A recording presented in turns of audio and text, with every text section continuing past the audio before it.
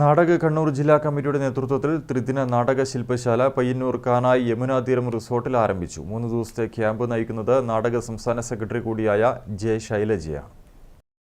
പയ്യന്നൂർ കാനായിൽ ആരംഭിച്ച ക്യാമ്പിൽ സംസ്ഥാനത്തിന്റെ വിവിധ ഭാഗങ്ങളിൽ നിന്നായി 32 നാടക പ്രവർത്തകരാണ് പങ്കെടുക്കുന്നത്.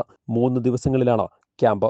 നാടക രൂപീകരണം തൊട്ട് നാടക് ഉയർത്തിക്കൊണ്ടുവരുന്ന തിയേറ്റർ വിദ്യാഭ്യാസം എല്ലാവർക്കും എന്ന ലക്ഷ്യത്തിലേക്കുള്ള ഒരു കാൽവെപ്പായാണ് സംഘടന ക്യാമ്പിനെ കാണുന്നത്.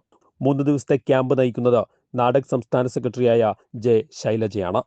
വിദ്യാഭ്യാസ രംഗത്തും നാടകരംഗത്തും സാധാരണ മനുഷ്യരുടെ ഇടയിലും നാടകത്തിൻ്റെ വ്യാപനത്തിന് വേണ്ടി, നാടക പ്രവർത്തകരുടെ ക്ഷേമത്തിന് വേണ്ടി ധാരാളം പ്രവർത്തനങ്ങൾ നടത്തി വരികയാണ്.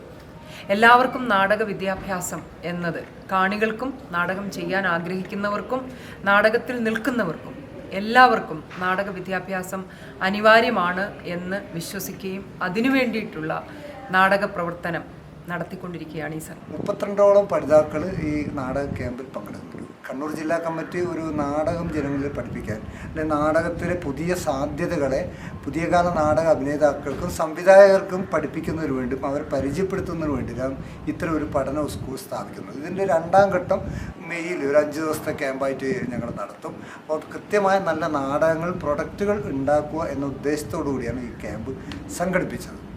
News bureau, Payyanur.